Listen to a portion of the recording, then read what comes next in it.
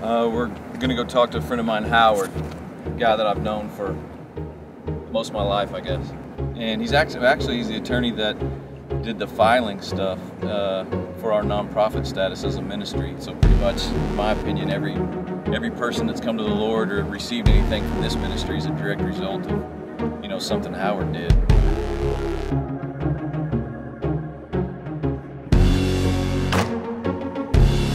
In '95, I answered the call, and immediately everything exploded. I was traveling the world, watching God move. It was the most exciting thing I've ever been involved with, and it's what I believe I was created for. But after 13 years in a hectic pace, the death of my mom, a loss of loyalty and focus, it all came crashing down around me. Brokenness, pain, and a lack of vision. But out of it, God brought redemption and beauty. So over the past few months, I've been wondering if I ever really knew what the call of God was, and what answering it will cost me.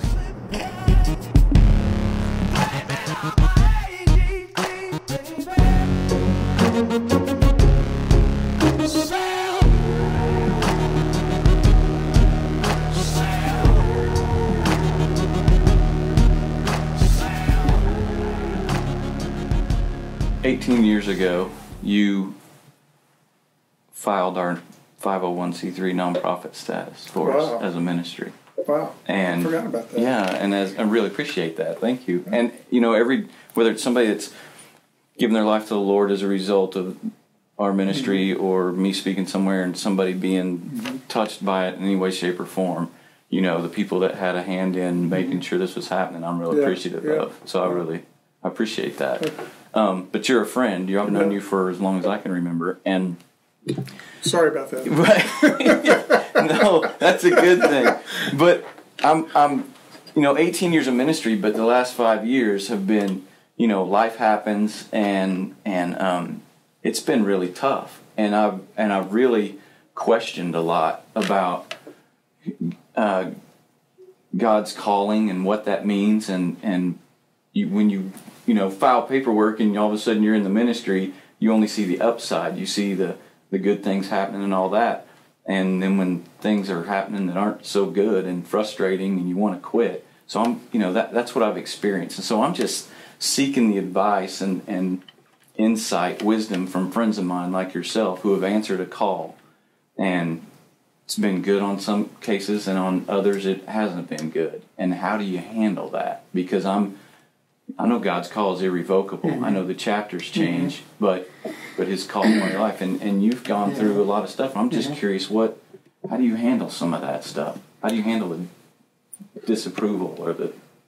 I think there's two things involved there. First of all, you have to deal with the noise of conflict, and whether you're at peace with the noise of conflict. And the way I deal with that, I'll put it this way, is I have to have peace that I'm where the Lord wants me to be.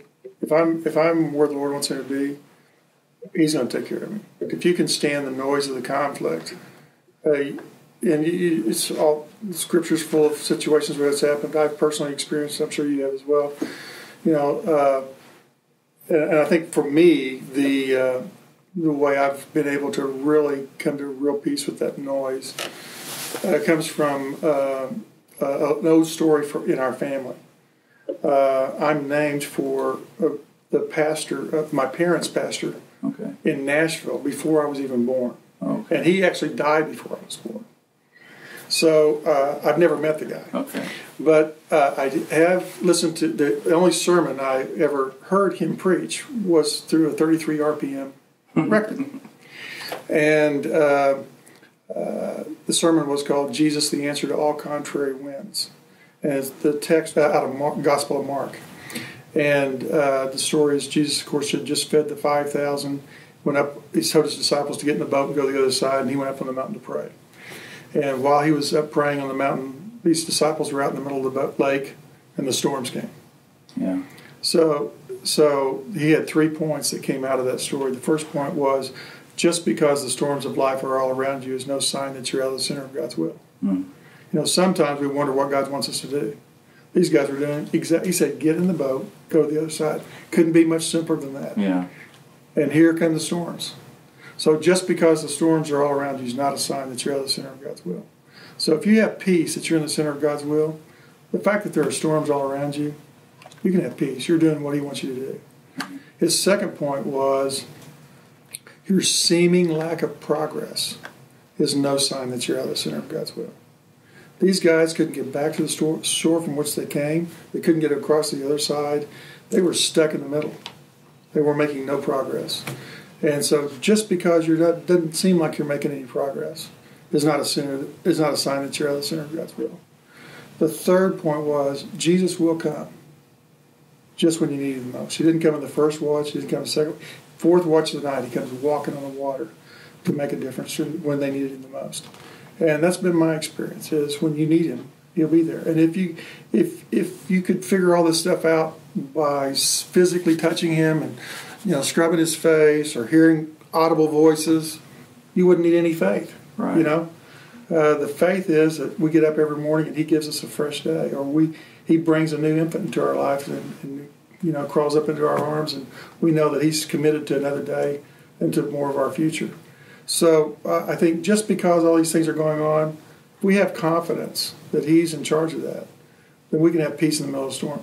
The other side of this coin is, though, that evil is real. Okay, evil comes. Yeah. So when you talk about dealing with the call, He will protect us. He'll guide us. But it can't be underestimated that, heaven is far more wonderful than we can imagine. And hell is a really terrible, more worse thing than we can possibly imagine. Yeah. And I think that ought to sober us a bit to realize how important it is to stay as close to Him as we possibly can. Because, the world is a difficult place. Life is hard, as you said earlier. Yeah. And it will bring its own form of pain. And things that are outside of our control can change our lives in an instant. Yeah. Things we never thought about. They can come into our lives and we're changed instantly. Our futures are changed. Yeah. So I think if you have peace that you're doing what He wants you to do, that's fine. And that's what we ought to have in the middle of those storms. But we can't always be protected from the real evil. That's why I think the Lord's Prayer is so valuable. He said, "Lead us not into temptation and deliver us from evil." Yeah. He understood that we have a real enemy. Yeah. So having peace when the storms are around, while we are obedient to His call as best we can, but also being very realistically aware that even when we're in the center of His will, and even when He takes care of us and all those things happen, things can also happen in life. Sometimes life isn't fair. Right. And when life's not fair, He still loves us. Doesn't mean we don't have a fresh start or some other direction to go. Yeah. But understand that there's this reality of things we can't understand. Yeah. That's one thing that I think people don't understand or realize is that just because you're in ministry or just because you are in the center of God's will, whether that's blatant ministry or wherever direction, whatever Right. God's plan is for you, that real life still happens, Right. and it can come up and punch you right in the face That's right. at times. And I feel like for several years that's been it's frustrating when you're Right. misunderstood or Right. or whatever, and just dealing with some of that Right. stuff. It's easy for me when I've gone and spoken somewhere and everybody's patting you on the back. Right. It's another thing when there's rumors around and you're like, what? And you can't go around trying to put out every fire. You just have to, and that just gets so frustrating to Yeah. me. One of the things I've wondered over the past few years was knowing that you're a state senator, you're an attorney, you did our filing stuff, and then all of a sudden you're doing this thing, this DHS thing. What was the conversation like? What was the process like as a successful senator and attorney to go, to your wife, I think I'm supposed to take this position? Because this wasn't something you had to do. This wasn't. No, actually, when they approached me about this job, I told them, go do a search. I don't want to do that. Yeah. And so, and they came back, several months later and said, we'd like you to rethink of this. And so I think actually I'd already filed for re-election, or hadn't filed for re-election, but I'd already announced I was going to re-elect. I already raised money for re-election. I had no opponents. Yeah. And but when this came back the second time, I just had a sense of oddness. I think that's really been one of the key things in trying to find God's will. I remember Dudley Powers, who you would know, of course, good friend of ours. When I first ran for the public office the first time, I was trying to get a feel for exactly, is this me trying to do this, or am I supposed to really do this? And Dudley said to me, if you have a sense of oughtness, this is something you ought to do, then you can know that's what you ought to do. It doesn't mean you're supposed to be elected, but you ought to be a candidate.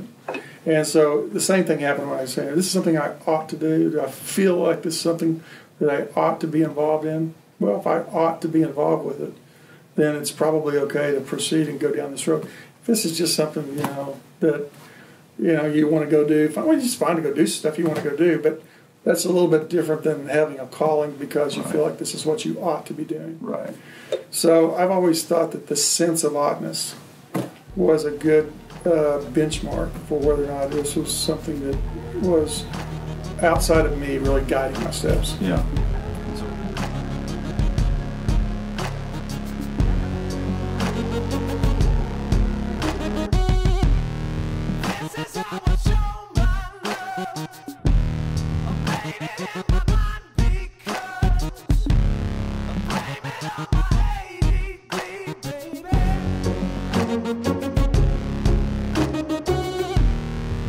This is how an angel comes.